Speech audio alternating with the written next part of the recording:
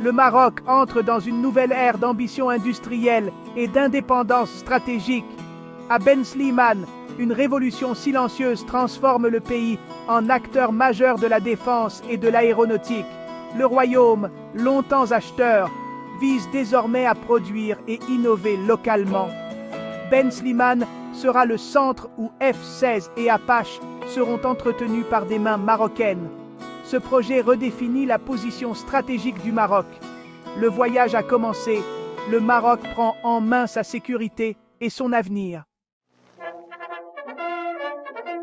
Lorsque le Maroc acquiert des avions avancés, comme le F-16 ou l'Apache, les gros titres parlent du prix d'achat. Mais le vrai défi, c'est la maintenance. Pendant des années, le Maroc dépendait de l'étranger pour l'entretien, créant vulnérabilité et coûts. Aujourd'hui, le Maroc rapatrie le MRO, assurant souveraineté et préparation, peu importe la politique internationale. La vision du Maroc pour Ben Slimane est alimentée par un partenariat stratégique avec Lockheed Martin et la Sabca belge.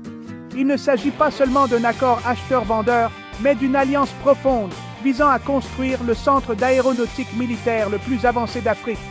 Maintenance Aéro Maroc, MAM, exploitera des installations de pointe entretenant les F-16 du Maroc et ceux des alliés régionaux.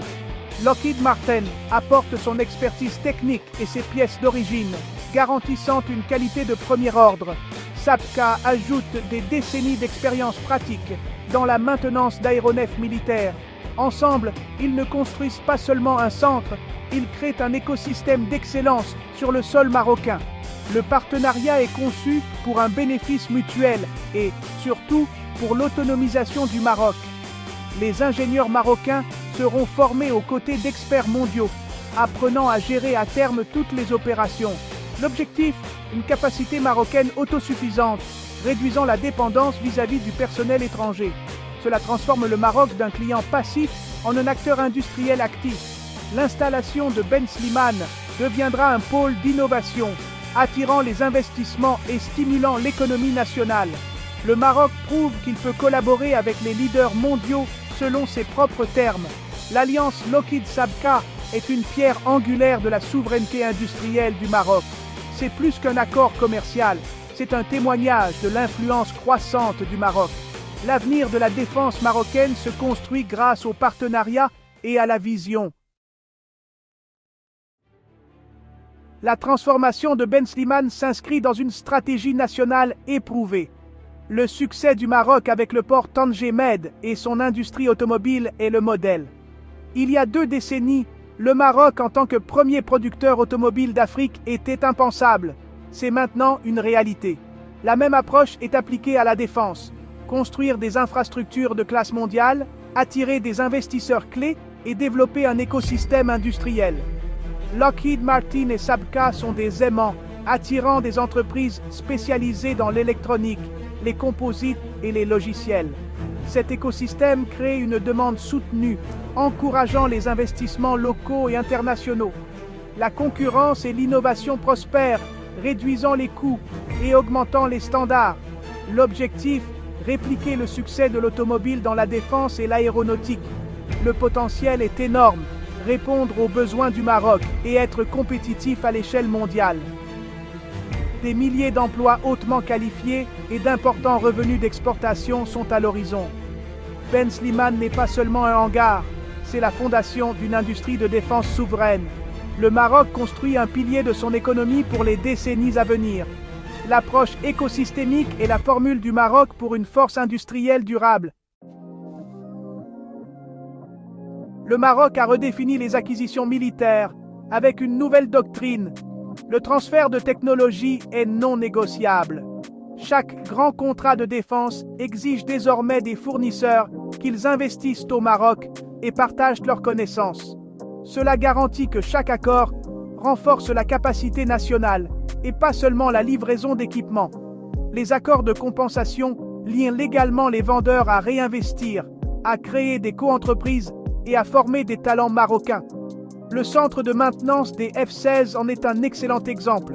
Des ingénieurs marocains sont formés pour devenir des experts certifiés. Des chaînes d'approvisionnement locales sont établies, intégrant le savoir-faire dans l'ADN industriel du Maroc. Ce processus patient portera ses fruits pendant des générations. Le Maroc tire parti de sa stabilité et de son budget de défense pour négocier des accords qui servent ses intérêts à long terme. Les fournisseurs remportent des contrats. Le Maroc gagne en indépendance industrielle. La dynamique client-fournisseur a disparu. Il s'agit maintenant de partenariat et de co-développement. Le transfert de technologie est la clé de l'avenir de la défense souveraine du Maroc. La quête d'autonomie du Maroc va au-delà des avions de chasse. Elle maîtrise les drones et l'armement avancé. Le royaume a acquis des systèmes de pointe comme le Bayraktar TB2 turc. Mais la stratégie est plus profonde que l'achat. Les partenariats avec la Turquie et Israël se concentrent sur la maintenance locale, la production et le transfert de technologies. Des entreprises israéliennes envisagent même des installations de production de drones au Maroc. Un bond monumental. Le Maroc apprend des meilleurs, des drones économiques de Turquie, des technologies de pointe d'Israël. L'objectif est d'intégrer ces leçons et de créer des systèmes uniquement marocains. Déjà, des drones de fabrication marocaine pour le renseignement et la reconnaissance sont en service. Ces premières étapes prouvent que le transfert de technologie fonctionne. Les ingénieurs marocains maîtrisent des systèmes complexes et se préparent à innover. L'arsenal futur sera diversifié, avec une part croissante conçue et construite au pays. L'industrie de la défense marocaine devient une vitrine d'adaptation et d'ingéniosité. Le chemin de l'acheteur à l'innovateur est bien engagé. L'élan du Maroc vers l'autonomie militaire remodèle sa position géopolitique.